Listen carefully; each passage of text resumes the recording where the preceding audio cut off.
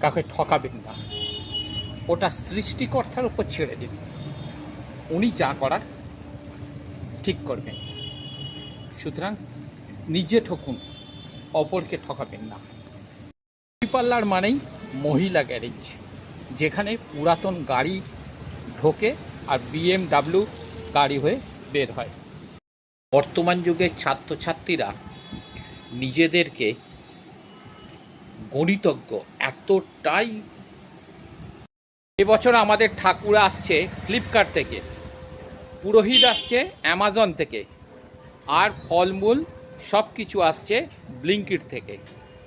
আপনারা কিসে আসবেন সেটা অবশ্যই কমেন্ট করবেন।